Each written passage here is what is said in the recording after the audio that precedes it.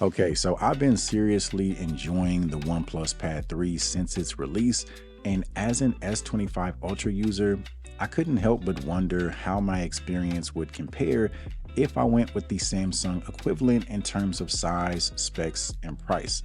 And that led me to the Galaxy Tab S10 FE Plus. So for the past few weeks, I've been using these two tablets side by side, and honestly, deciding which one to keep has been a pretty easy decision. First up is price. The Pad 3 with 12 gigs of RAM and 256 gigs of storage comes in at $699. Now, OnePlus usually sweetens the deal by letting you choose an accessory for free, either their smart keyboard, the Stylo 2, or the Folio case, which is a pretty nice perk considering those can run you anywhere from 50 to 200 bucks on their own. Meanwhile, the S10 FE Plus with the same RAM and storage starts at $749. Now, Samsung does have some of the best trade-in offers, so you might be able to knock that price down if you have an old device lying around. In the box, the Pad 3 gives you the tablet and an 80-watt Super VOOC charger. In Samsung's box, you get the tablet, an S Pen, and a charging cable, but no charging brick, so you'll have to sort that out separately. Now, speaking of charging bricks, let's go ahead and get into the battery life. The OnePlus Pad 3 is a literal cheat code. It's got a massive 12,140 milliamp hour battery that offers up to 70 days of standby time. You can leave this thing sitting for weeks, pick it up, and still have juice to spare. And thanks to that 80-watt fast charging, you can get from 0 to 100% in roughly 90 minutes, which is honestly so convenient. Battery anxiety just doesn't exist with this device. The S10 holds its own with a solid 10,000 milliamp hour battery and 45-watt fast charging, but it just doesn't quite reach the same level of endurance and speed. Now let's get into the displays. The Pad 3 has a 13.2-inch LCD display with a 7:5 aspect ratio, while the S10 has a 13.1-inch LCD display with a 16:10 aspect ratio. The S10 is shorter and wider, which makes it great for watching movies and YouTube. The Pad 3, on the other hand, is taller but not as wide, making it ideal for productivity tasks like reading documents or editing. Yes, you'll get some black bars when you're watching videos, but the actual video space is nearly the same, so it really doesn't bother me that much. Personally, I think the two have comparable color and contrast levels. The S10 does get a tad bit brighter, which could be useful outdoors, but truthfully, the Pad 3 still holds its own even under the sun. Now, in terms of smoothness, the S10 tops out at a 90 Hz adaptive refresh rate, while the Pad 3 cranks it all the way up to 144 Hz. Paired with the Snapdragon 8 Elite chipset, the Pad 3 is insanely fast. And speaking of chipsets, the S10 uses an Exynos 1580, and for most people, it handles day-to-day tasks extremely well.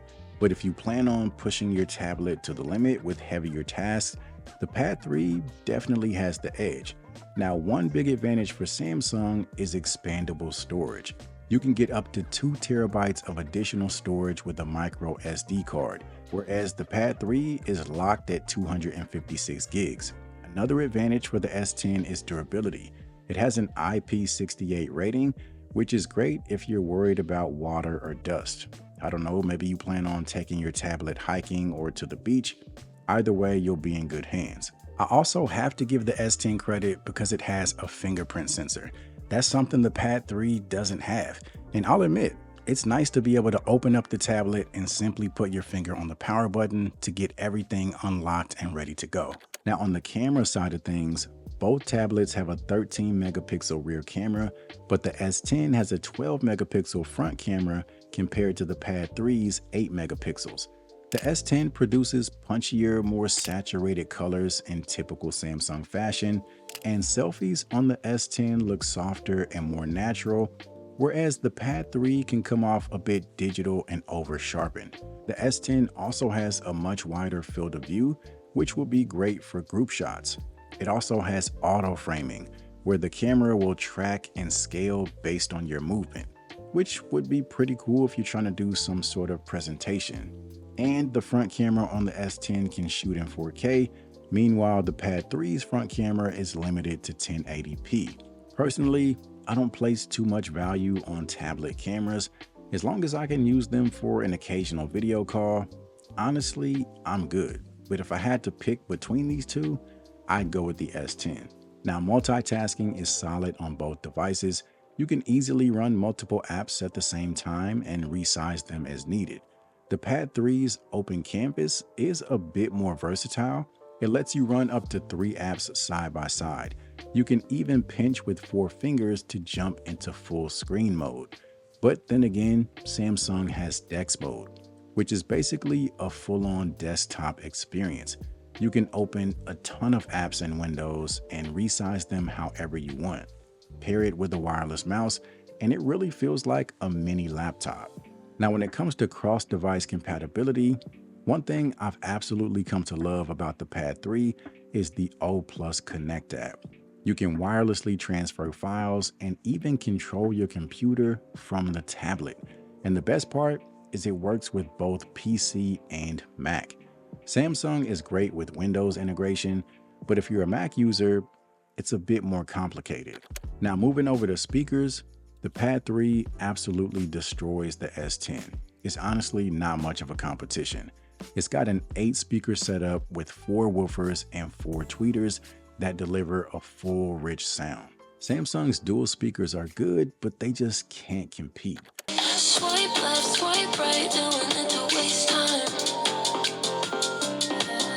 Come over tonight, I can make you mine. Swipe left, swipe right, doing it to waste time. Come over tonight, I can make you mine. Now, as far as AI features, the Pad 3 definitely comes out on top. Something I didn't realize until after purchasing the S10 FE Plus is that it's missing quite a few AI features. For example, writing assist features that are available on my S25 Ultra are nowhere to be found. If you need help formatting or switching up the tone of an email, you'll have to find an alternate option. Also, the ability to have an article simplified into a summary is completely missing. There's a few other AI features missing as well, so if you're looking for the full Samsung AI suite, you'll have to spend the extra money and get the S10 Plus or the S10 Ultra. The Pad 3, on the other hand, has all the AI features you'd expect to see these days. Writing assist features and summary features work wonders for productivity. As far as accessories, both tablets have solid keyboard options, but the Pad 3's keyboard has a larger touchpad and built-in NFC for easy file sharing with other OnePlus devices. The Samsung keyboard does have that nice protective S Pen cover, which makes it easier to keep track of when you're on the go. When it comes to the folio cases, I personally find the Samsung design a bit awkward. In landscape, you end up with this keyboardless laptop look, and in portrait, you end up with the front cover just hanging off to the side. You can easily just take the front cover off, but I'm not sure I want to do that every single time. With the Pad 3, you can just fold the folio case in half and use it in any orientation with a much cleaner setup. So that pretty much concludes my thoughts about these two devices after a few weeks. Pound for pound, I think it's hard to deny that the Pad 3 is one of the best Android tablets on the market. The front-facing camera could be a little better, and the lack of expandable storage is something to consider, but aside from that, this thing is dang near perfect.